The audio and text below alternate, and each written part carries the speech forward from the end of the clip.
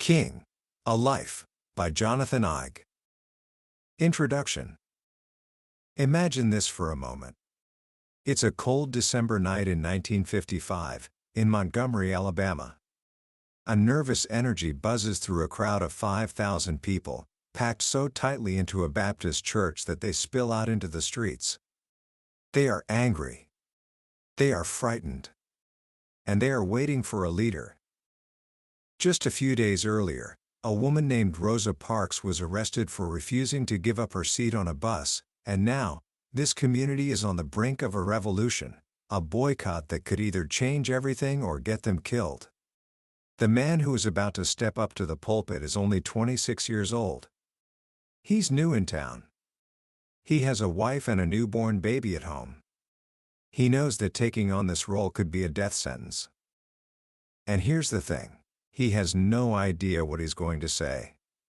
He's had only 20 minutes to prepare the most important speech of his life. As he stands there, his own purpose is unclear, not just to the crowd, but to himself. Will he tell them to stand down, to be patient, or will he ask them to stand up and resist? His voice is calm, almost academic at first. We are here this evening for serious business.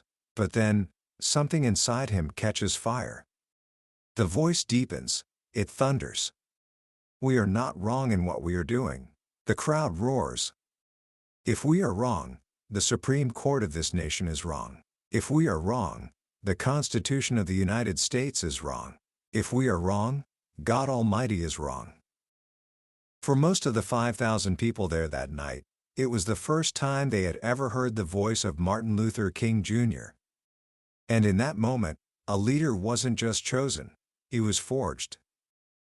Today, we're diving into Jonathan Eig's magnificent new biography, King, A Life. This isn't just another book about Martin Luther King Jr. It's a revelation. Eig was given unprecedented access to thousands of newly released FBI documents, private letters, and unheard recordings. He peels back the layers of myth to show us the man behind the monument. And that's my promise to you today. By the end of our journey, you will see a side of Drive King you've likely never seen before. We're going to look past the sanitized "I have a dream" speech and discover the radical, flawed, funny, and profoundly human man who chewed his fingernails, shouted at the TV, struggled with depression, and carried the weight of the world on his shoulders, all while being hunted by his own government. This is the story of how an ordinary man, full of doubts and contradictions, summoned the courage to become one of history's greatest founding fathers. Book summary.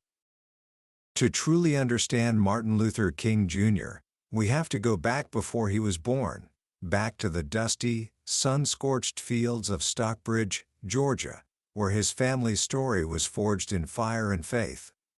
His grandfather, Jim King, was a man broken by the system. He was a sharecropper, born just 1 year before slavery was officially abolished, but he never truly escaped it. He lived his entire life in debt to the white landowners he worked for, and that bitterness turned him into an angry, violent alcoholic. He was a man who saw the American dream as a cruel joke. But Martin's grandmother, Delia, was the complete opposite. She was the family's anchor, a woman of unshakable faith. There's a story Jonathan Eig tells that perfectly captures her spirit. One day, around 1910, she sent her young son, Martin's father, who was then named Michael, to take a bucket of milk to a neighbor.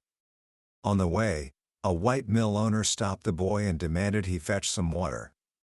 When Michael explained he was on an errand, the man flew into a rage. He kicked over the bucket of milk, smashed his fist into the boy's face, and left him bloody and dazed. When Michael ran home, Delia saw his torn shirt and blood-crusted face. Her voice was low and tight. "Who did this to you, Michael?" She marched her son down to the mill, looked the owner in the eye, and demanded to know if he was the one who hurt her child. The man was dismissive, threatening. But Delia didn't back down. She screamed at him, and when he admitted what he'd done, She lowered her shoulder and rammed him into a shed, knocking him to the ground and hammering his face with her fists, hands hardened by a lifetime of labor. "You can kill me," she warned, "but if you put a hand on a child of mine, you'll answer." That fire, that refusal to bow down to injustice, was passed down. But so was the pain. Delia warned her son not to tell his father, Jim, what had happened. A black woman might get away with beating a white man, but a black man would almost certainly be lynched for it. But Jim found out anyway. He grabbed his rifle and went looking for revenge. That night, a mob of white men on horseback came to the King family shack. Jim had to flee into the woods and hide for months, leaving his family to struggle through the winter. This was the world that shaped Martin Luther King Sr., a world of fierce love and terrifying violence. Young Michael King saw his father's rage and his mother's faith, and he chose faith. At just 14 years old, he ran away from that life of poverty and fear in Stockbridge and made his way to Atlanta, determined to become a preacher.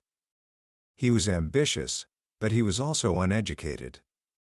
He could read, but he couldn't write. When he enrolled in a preparatory school, the broad-shouldered young man had to humble himself and squeeze into a fifth-grade classroom. But he was driven. He saw a future in Atlanta, a city that was becoming a hub for black culture, business, and resistance. This is where he first laid eyes on Alberta Williams, the daughter of the most influential black Baptist preacher in the city, Reverend A.D. Williams. Michael King was determined to marry her. His friends told him he was crazy. "She would not even spit on you," one said. But Michael was relentless. For him, marrying Alberta wasn't just about love. It was about ambition. It was about connecting himself to a legacy of leadership and service. It took him 6 years, but he finally won her over, along with her father. He also made a profound change. He was born Michael King, but he began calling himself Martin Luther King, in honor of the great Protestant reformer. He saw a connection, a man who challenged the established order out of deep moral conviction. That new name, Martin Luther King, wasn't just a name, it was a declaration of purpose. It was a legacy he would pass on to his son. On January 15, 1929, that son was born. They named him Michael King, just like his father, and for years, everyone called him Little Mike or ML. He grew up on Auburn Avenue in Atlanta, a street so vibrant and prosperous it was known as the richest Negro street in the world. For a young black boy in the Jim Crow South, Sweet Auburn was a magical place. It was a bubble, partially protected from the harsh realities of racism. Here, black people owned banks, insurance companies, newspapers, and nightclubs. It was a world that taught young ML that black people could be leaders, creators, and pillars of a community. But the bubble couldn't protect him forever. Eig recounts a story that King himself would tell many times, a defining moment from his childhood. His best friend was a little white boy whose father owned a grocery store across the street. They were inseparable. But when they both turned 6 and started school, separate schools, of course, the friendship suddenly ended. ML didn't understand why.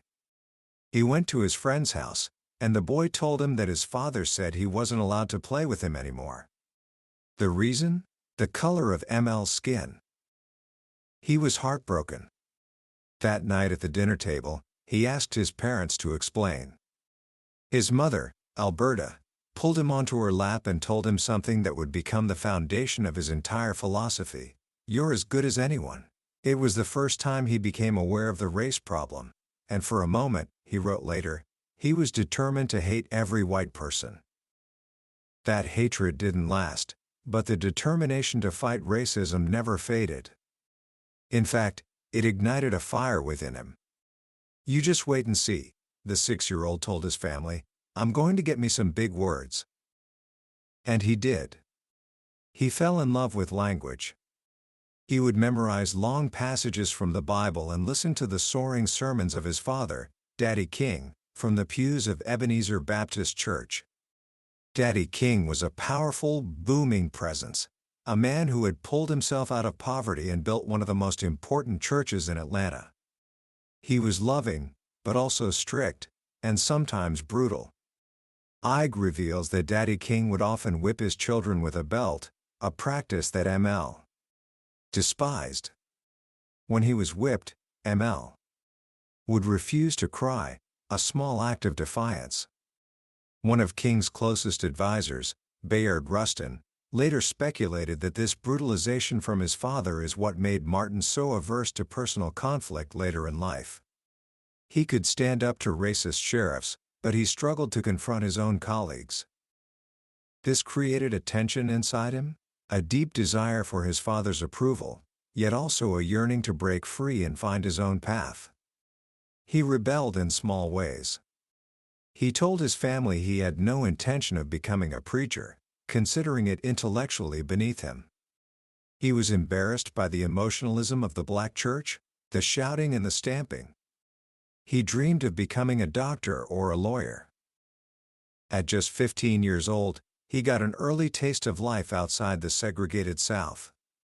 He and other students from Morehouse College, a prestigious all-black men's school in Atlanta, spent a summer working on a tobacco farm in Connecticut. It was a revelation. For the first time, he could sit anywhere on a train. He could eat in any restaurant. He saw black people and white people attending the same churches. In a letter home, he wrote, "I never thought that a person of my race could eat anywhere, but the return journey was a harsh slap of reality."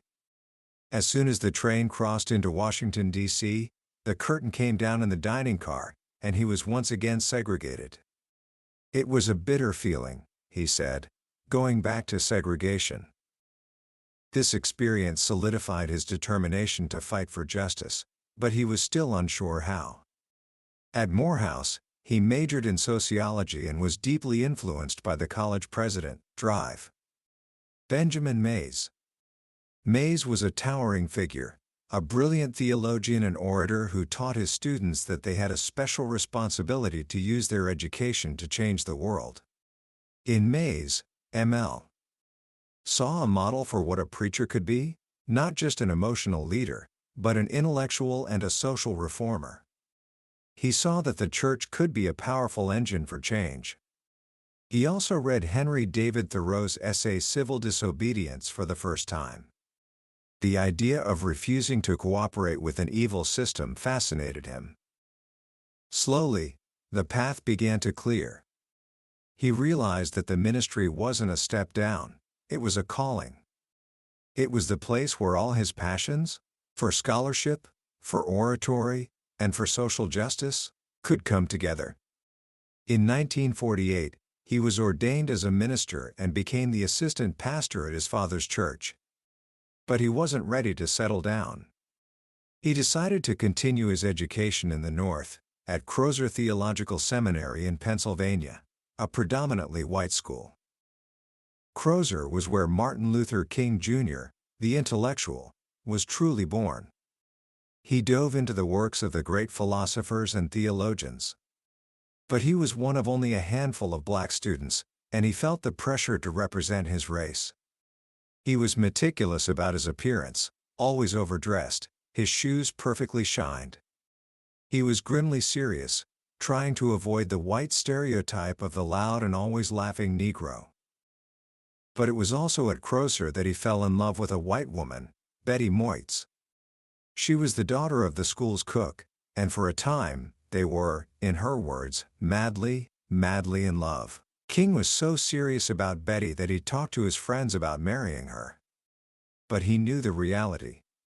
A marriage to a white woman would destroy any chance he had of pastoring a church in the South, where he felt his true calling was. His friends, and especially his mentor, Reverend J. Pius Barber, warned him that society would never accept it. In the end, he broke off the relationship. It was a painful choice, a sacrifice of personal happiness for his sense of mission. Barber later described him as a man of a broken heart, adding, "He never recovered."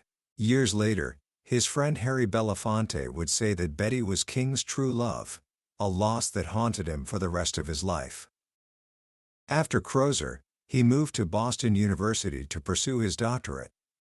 He was now introducing himself as Martin, and he was one of the most eligible bachelors in the city.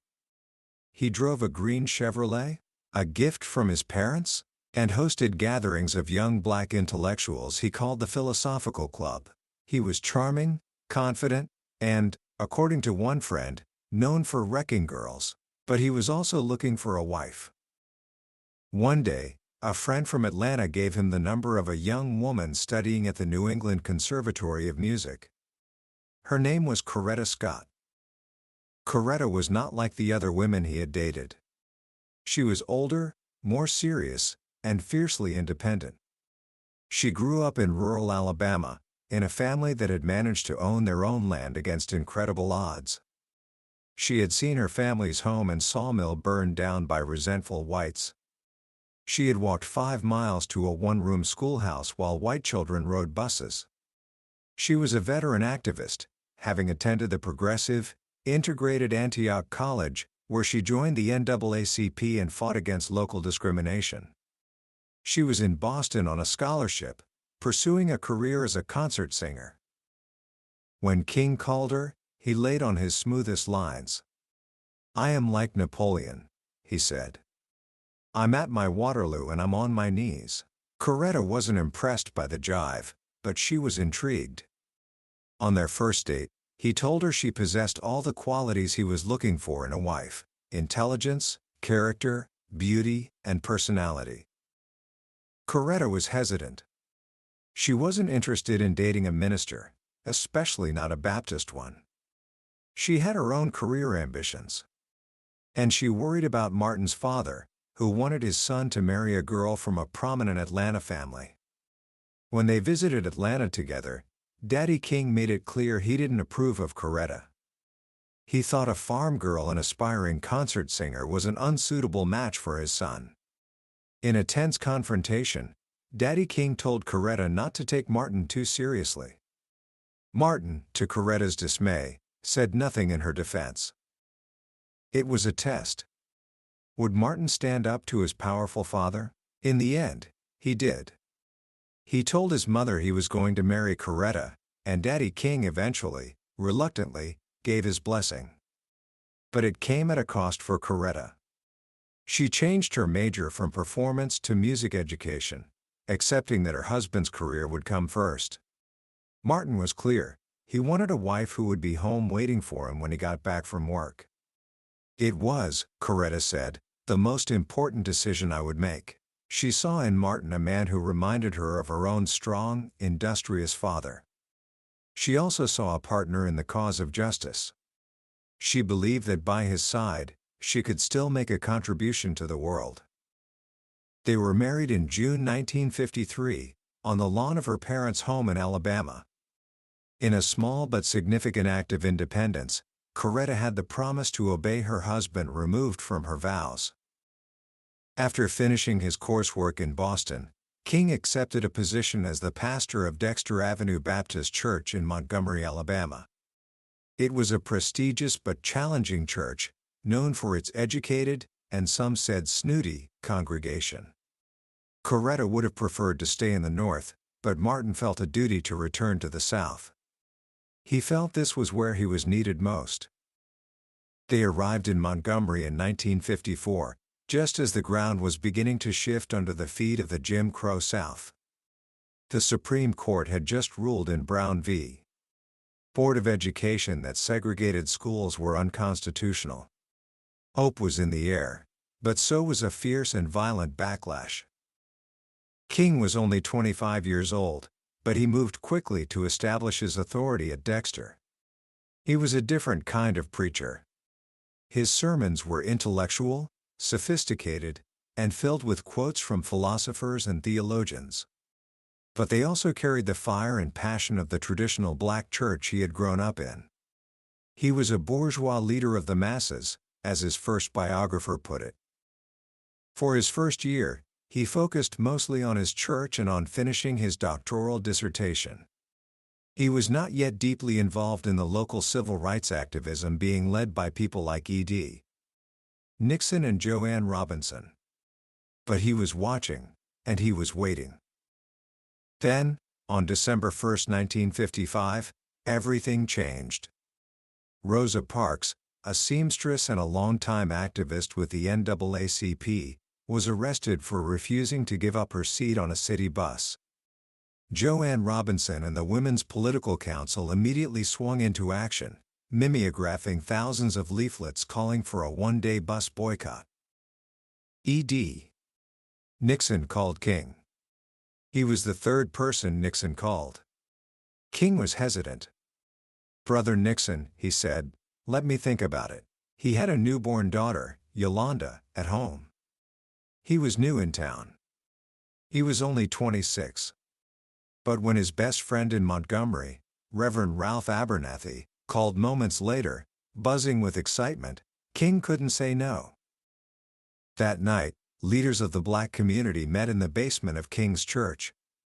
They agreed to support the boycott and formed a new organization to lead it, the Montgomery Improvement Association. They needed a president, someone who could unite the different factions of the community, someone who could speak to the press. Ralph Abernathy nominated his friend. Martin Luther King Jr., the newcomer, the young man with a Ph.D., was elected president. He had no idea what he was getting into. The boycott was a stunning success, with nearly 100% participation. The sight of empty buses rolling through the streets filled King with joy. That night, at Holt Street Baptist Church, he stepped up to the pulpit to address a crowd of thousands. It was the moment we began with. With only 20 minutes to prepare, he found the words that would launch a movement and define his life. He blended the righteous anger of the people with a Christian call for love and nonviolence. He gave them a new vision, not just of protest, but of redemption. The one-day boycott stretched into a week, then a month, then a year. It was a grueling struggle. King and the other leaders organized a massive, complex carpool system to get people to work.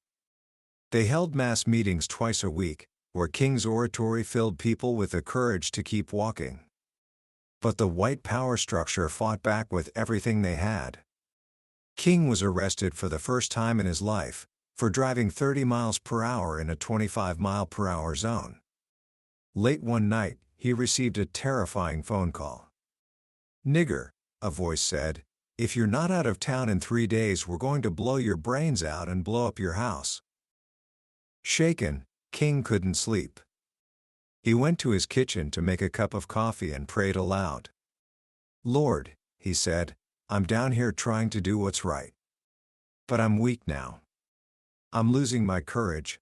And in that moment, he said, he heard an inner voice, the voice of God, telling him to stand up for righteousness, and that he would be with him until the end of the world.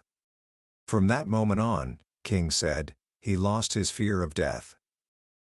Just a few days later, on January 30, 1956, while King was at a mass meeting, a bomb exploded on the front porch of his home. Coretta and their baby daughter, Yoki, were inside but were unharmed. When King rushed home, he found an angry crowd of hundreds of his supporters, many of them armed, ready for war. The police commissioner, hoping to avoid a riot, asked King to speak to them. King stood on his shattered porch and delivered a message that would become the hallmark of his movement. "We are not advocating violence," he said. "We want to love our enemies.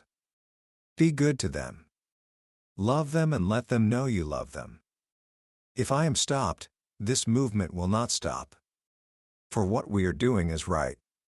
And God is with us." The boycott lasted 381 days. In the end, it wasn't the walking that won the victory, but a lawsuit, Browder v. Gale, that went all the way to the Supreme Court, which ruled that segregation on buses was unconstitutional. On December 21, 1956, Martin Luther King Jr. And Ralph Abernathy boarded one of the first integrated buses in Montgomery and sat in the front. Montgomery had made King an international figure. He was on the cover of Time magazine. He was suddenly one of the most famous men in America. But his work was just beginning. In 1957, he, Abernathy, and other ministers from across the South formed a new organization, the Southern Christian Leadership Conference, or SCLC, with King as its president. Their goal was to take the spirit of Montgomery and spread it across the South. But the years after Montgomery were difficult. The SCLC struggled to find its footing. The FBI, under its powerful director J. Edgar Hoover, began to take an interest in King, especially his association with a man named Stanley Levison, a New York lawyer and businessman who had passed ties to the Communist Party. King was also grappling with the immense pressures of his new fame. In 1958, while signing books in Harlem, he was stabbed in the chest by a mentally ill woman with a letter opener. The blade was lodged so close to his aorta that doctors later told him if he had so much as sneezed, he would have died. While recovering, he received a letter from a young girl that said, "I'm so glad you didn't sneeze." It was a line he would never forget. In 1960, he made the difficult decision to leave Montgomery and move back to Atlanta. He became co-pastor of Ebenezer with his father and could now devote more time to the SCLC. But his return to his father's house also meant a return to their old power struggle. That same year, the movement was reignited, not by King, but by 4 college students in Greensboro, North Carolina, who sat down at a segregated Woolworth's lunch counter and refused to leave. The sit-in movement spread like wildfire across the South, led by a new generation of young, fearless activists. They formed their own organization, the Student Nonviolent Coordinating Committee, or SNCC. King supported them, he inspired them, but he was no longer the only leader on the scene. Some of the students found him too moderate, too cautious. The pressure mounted in 1961 with the Freedom Rides, an audacious attempt by black and white activists to challenge segregation on interstate buses. The riders were met with horrific violence in Alabama. A bus was firebombed. Riders were brutally beaten. King supported the riders, and his church in Montgomery became a sanctuary for them during a riot, but he disappointed many of the young activists when he declined to join the rides himself. He was on probation for a minor traffic violation and feared a long jail sentence. It was a calculated decision, but it created a rift between him and the more militant students that would never fully heal. By 1963, King knew he needed a major victory. The movement had stalled in a difficult campaign in Albany, Georgia, where a savvy police chief had avoided the kind of brutal, headline-grabbing violence that could rally national support. King decided to take the fight to what was then considered the most violently segregated city in America, Birmingham, Alabama. The city was run by a public safety commissioner named Bull Connor, a man who was the complete opposite of the police chief in Albany. Connor was aggressive, crude, and committed to crushing the movement. King and the SCLC launched Project C, for confrontation. They organized sit-ins and marches, knowing they would be met with force. King himself was arrested and thrown into solitary confinement. It was there that he read a statement in the local newspaper from 8 white clergymen, calling his protests unwise and untimely. Frustrated and hurt, he began to write a response in the margins of the newspaper, on scraps of toilet paper, on anything he could find. The result was the letter from Birmingham jail, one of the most powerful and eloquent defenses of civil disobedience ever written. For years now, he wrote, I have heard the word wait. This wait has almost always meant never. We must come to see that justice too long delayed is justice denied. But the letter had no immediate effect. The movement in Birmingham was losing steam. The jails were full, bail money was running out, and many adults were afraid to protest. It was then that one of King's most radical lieutenants, James Bevel, proposed a shocking idea: let the children march. King was hesitant. The thought of putting children on the front lines, facing Connor's police, was horrifying. But Bevel argued that the children were eager to participate, and their involvement would shame the city and the nation. On May 2, 1963, hundreds of black children, some as young as 6, marched out of the 16th Street Baptist Church, singing freedom songs. They were arrested and hauled off to jail in paddy wagons and school buses. The next day, more children marched. This time, Bull Connor unleashed his weapons. He ordered his men to turn high-pressure fire hoses on the children, blasting them off their feet. He released police dogs, which lunged at the young protesters. The images were broadcast around the world. A photograph of a police dog attacking a young black man appeared on the front page of the New York Times. The world was horrified. President John F. Kennedy, who had been cautious on civil rights, said the images made him sick. Birmingham had created a crisis that the federal government could no longer ignore. Under pressure, the city's white business leaders agreed to negotiate, and a deal was reached to desegregate downtown stores. Birmingham was a brutal, costly victory, but it changed everything. It forced the Kennedy administration to commit to passing a strong new civil rights bill. And it set the stage for the movement's most iconic moment. Philip Randolph, the elder statesman of the movement, had been dreaming of a mass march on Washington for decades. Now, with the momentum from Birmingham, the time was right. On August 28, 1963, more than 250,000 people, black and white, gathered at the Lincoln Memorial for the March on Washington for Jobs and Freedom. King was the last speaker of the day. He had worked late into the night on his speech, a carefully crafted text that spoke of the promissory note of American democracy that had come back marked insufficient funds. He was nearing the end of his prepared remarks when the gospel singer Mahalia Jackson, who was sitting behind him, shouted, "Tell him about the dream, Martin. Tell him about the dream." King had used the "I have a dream" refrain in a speech in Detroit a few months earlier. Now, in front of 250,000 people and a national television audience, he pushed his script aside and began to preach. "I still have a dream," he said, his voice soaring. "It is a dream deeply rooted in the American dream." He spoke of a day when his 4 little children would be judged not by the color of their skin but by the content of their character.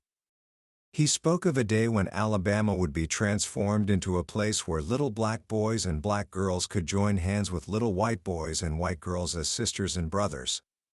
He ended with the words of an old Negro spiritual, "Free at last. Free at last. Thank God Almighty, we are free at last." The speech made him not just a leader, but a prophet. But just as the dream seemed within reach, the nightmare returned. 18 days after the march, a bomb exploded at the 16th Street Baptist Church in Birmingham, killing 4 little girls. 2 months after that, President Kennedy was assassinated in Dallas. "This is what is going to happen to me also," King told Coretta when he heard the news. He was right to be afraid. The FBI, under J. Edgar Hoover, intensified its war against him. Convinced that King was influenced by communists and enraged by King's public criticism of the Bureau, Hoover launched a vicious campaign to expose and neutralize him. Agents tapped his home and office phones. They planted bugs in his hotel rooms. They recorded his conversations, including his extramarital affairs. In late 1964, after King was awarded the Nobel Peace Prize, the FBI mailed a package to his office. It contained a composite tape of his hotel room encounters and an anonymous, threatening letter. "King, there is only one thing left for you to do," the letter said. "You know what it is. You are done. There is but one way out for you. You better take it before your filthy, abnormal, fraudulent self is bared to the nation." It was a clear attempt to blackmail him into committing suicide. King and his friends knew it was the FBI. He was terrified, but he refused to be broken. Instead, he turned his attention to the next great battle: voting rights. In early 1965, he brought the SCLC to Selma, Alabama, a city where Sheriff Jim Clark was every bit as brutal as Bull Connor.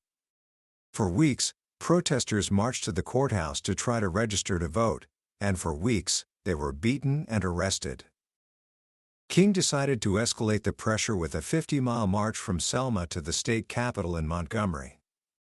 The first attempt, on March 7, 1965, became known as Bloody Sunday. As 600 marchers, led by John Lewis, crossed the Edmund Pettus Bridge, they were brutally attacked by state troopers with clubs and tear gas. King was in Atlanta that day, but the images of the violence once again shocked the nation. President Lyndon B. Johnson, who had a much deeper commitment to civil rights than Kennedy, was outraged. He went before a joint session of Congress to propose a strong new voting rights bill. In a speech that brought tears to King's eyes as he watched on television, Johnson adopted the anthem of the movement. "Their cause must be our cause too," the president said. "And we shall overcome." The march to Montgomery finally took place, protected by federal troops. It was a triumphant moment, a shining moment, King said.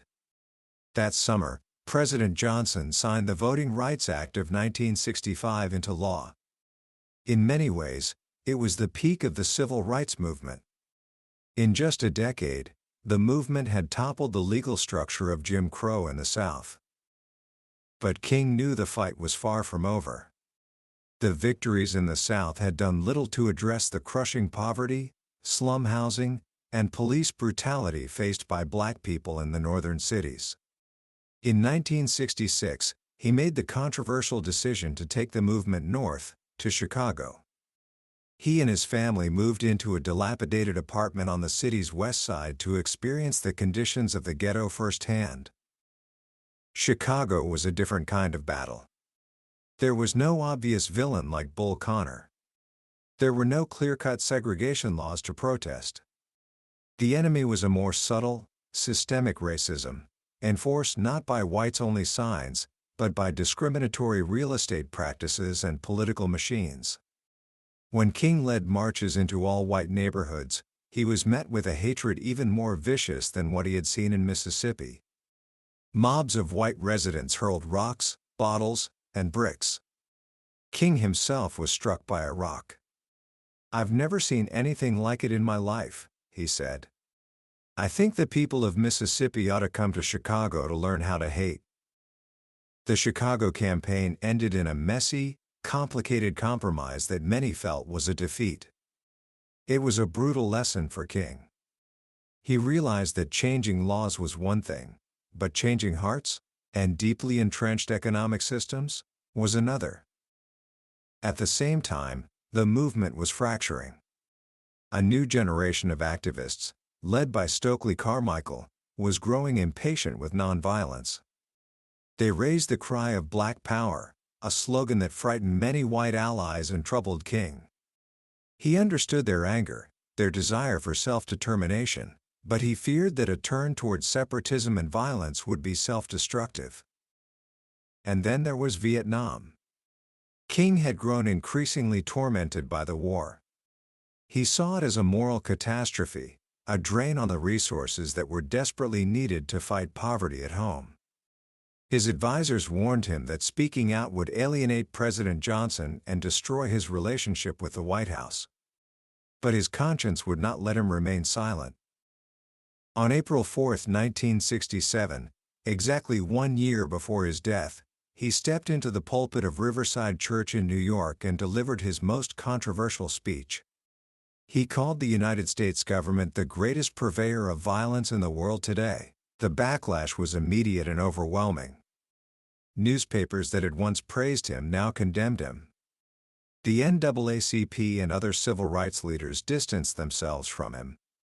President Johnson was furious. King was now more isolated than ever. Donations to the SCLC dried up. His popularity plummeted.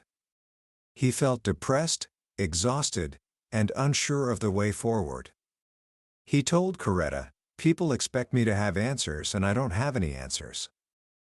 But out of this despair came his final, most radical vision: the Poor People's Campaign. He proposed to bring an army of the poor, black, white, Hispanic, Native American, to Washington, D.C. They would build a shantytown and engage in massive civil disobedience to disrupt the functioning of the government until Congress passed an economic Bill of Rights for all poor Americans.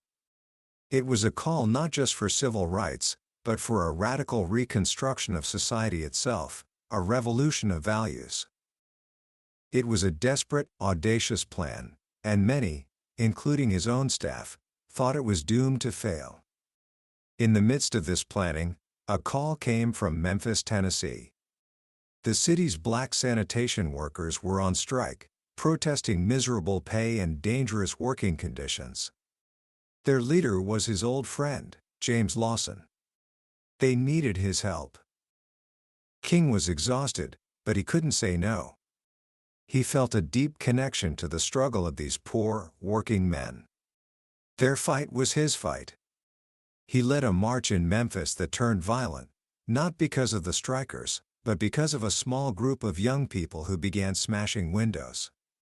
King was devastated. The media portrayed it as his failure, proof that his philosophy of nonviolence was dead. He was determined to go back to Memphis and lead a peaceful march, to prove that nonviolence could still work. On the night of April 3, 1968, a thunderstorm raged outside Mason Temple in Memphis. King was feeling sick and had asked Abernathy to speak in his place. But Abernathy called him from the church. "The people who are here want you, not me." King went. He spoke without notes, his voice weary but full of power. He talked about the bomb threat on his plane that morning. He talked about the many threats on his life. "Well, I don't know what will happen now," he said. "We've got some difficult days ahead. But it really doesn't matter with me now, because I've been to the mountaintop. And I've looked over. And I've seen the promised land. I may not get there with you. But I want you to know tonight that we, as a people, will get to the promised land." The next evening, April 4, 1968, he stood on the balcony of the Lorraine Motel. He was joking with his friends in the parking lot below.